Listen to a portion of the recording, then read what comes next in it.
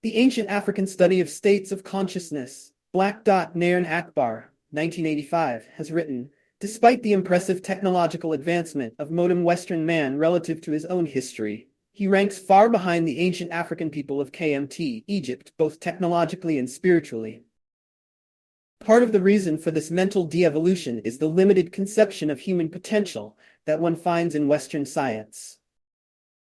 Western man's limitation is a disaster for his captives, who are the descendants of the people of ancient Kemet. The possible advancement of Western man and the redemption of Renaissance of African man is contingent upon rediscovering those concepts of human development which inspired the ascension of the people of ancient Africa. Euro-American psychology approached its duty of man, an orientation to the study of the human being, results in what Schwaller de Lubitsch, 1978, calls research without illumination. This distortion resulted in two rather serious problems for the Western scholar. One problem as his fear of the matriarchy and the need to inferiorize women.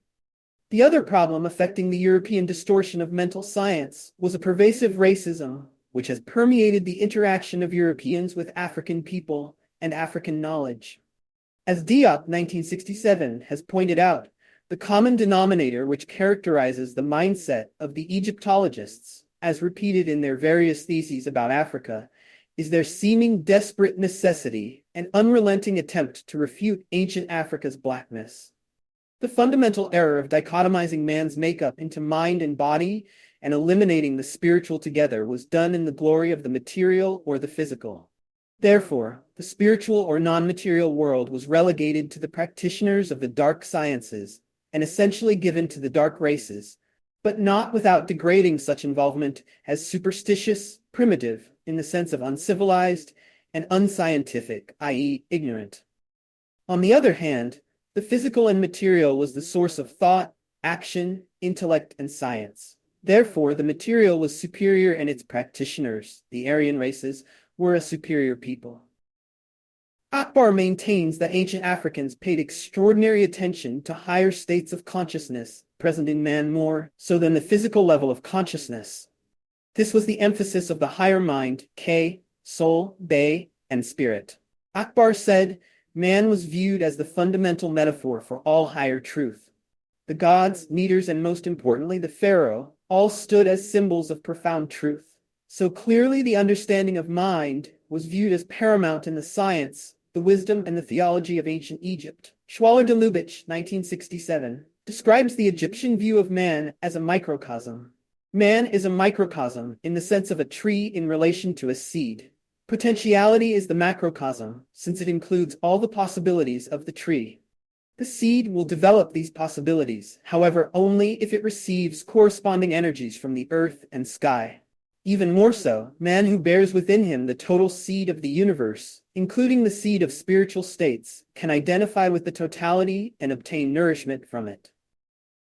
The dictum now correctly identified with its source, of man know thyself, was the fundamental principle of the psychology of Kemet. George James goes on to describe the ancient Egyptian doctrine of self-knowledge by observing, self-knowledge is the basis of all knowledge. The mysteries required as a first step the mastery of the passions, which made room for the occupation of unlimited powers. Hence, as a second step, the neophyte was required to search within himself for the new powers which had taken possession of him. Schwaller de Lubitsch, 1967, observes that the universe is only consciousness from beginning to the end being a return to its cause. This implies revolution of an innate conscious toward the psychological consciousness, that is, consciousness of the innate consciousness, the first step towards the liberated consciousness of physical contingencies. Akbar has outlined several critical issues that are relevant to the ancient African study of states of consciousness. The genetic descendants of ancient Egyptians in the modern world diaspora of North America, South America, and the West Indies. Aryan materialism, Aryan rejection of matriarchy and blackness, higher levels of consciousness and innate consciousness. Without question, these are all extremely important and interrelated concepts. One way of analysis is a historical one, where the issues unfold for us as they unfolded in the history of humanity. Solon, 638 to 5 and 59 BC. A Greek Athenian statesman who framed the democratic laws of Athens after visiting Egypt has his voyage recorded by Plato, Sonner 1969, Plato Timaeus. Solon said that the people of Sais received him very well, and in interrogating the priests wisest in these matters on the antiquities, he stated that no one among the Greeks, and he above all, knew a single word of these questions. One day, to induce the Egyptian priests to expound on the antiquities, he began to relate all the most ancient things we know. Phoconius, said to be the first main, Niobe, the flood of Deucalion and Pura, with everything he had been about it. He gave the genealogy of all their descendants. He tried, by calculating the years, to determine the date of these events. But the oldest one among the Egyptian priests exclaimed, "Solon, Solon, you Greeks are always children. There are no old men in Greece." "What are you trying to say?" asked Solon. "You are young in spirit," replied the priest, "for you possess no truly antique tradition, no notion gray with time." And the old priest continued his proof. "Permanent catastrophes trouble the surface of the globe, mix or change the races, destroying one civilization to replace it with another. The last, far from absorbing the intellectual and scientific heritage of the one preceding it, picks up at the beginning and has to traverse again the entire lost road." Manetho, the last publicly known high priest of ancient Egypt, who was made by the Greeks to compose a list of rulers of Egypt, gave a somewhat different series of dates to the prehistory of Egypt. 15,150 years of divine dynasties and 9,777 to all the kings who ruled before Menes, for a total of 24,927 years.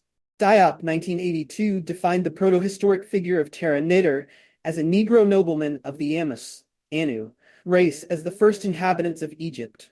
Importantly, the Amus race appeared to be a race of small-statured people, similar to the small-sized people, Twa, who as Homo erectus, were the first human beings to migrate outside of Africa to inhabit every continent on Earth. Dr. Ben Jokinen, 1981, lists 3 periods of 100,000 years each for a total of 300,000 years, Sabellian periods 1, 2, and 3, as periods of human habitation before historical or dynastic Egypt.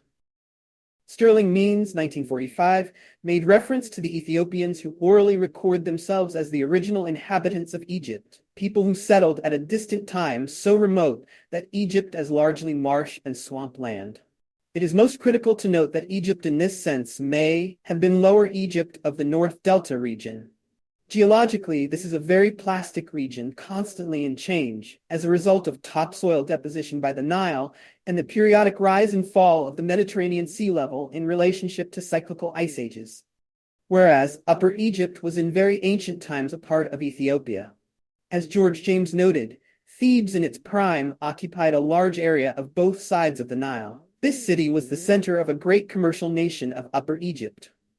Thus, the old Egyptian priest with whom Solon held audience was ever so correct to acknowledge hundreds of thousands of years of high cultures, some as advanced, if not more so than the present day. But Egypt, through its geographical and climatic characteristics, avoids this most general rule. For in Egypt, in any case, the waters do not rush from the mountain heights, but seem, on the contrary, to spring from the earth. That is why, thus spared, it is said that here are preserved the oldest traditions. Thus, there is nothing beautiful or great, nor remarkable done, be it in your country, or here in another country known to us, which has not long since been consigned to writing and preserved in our temples.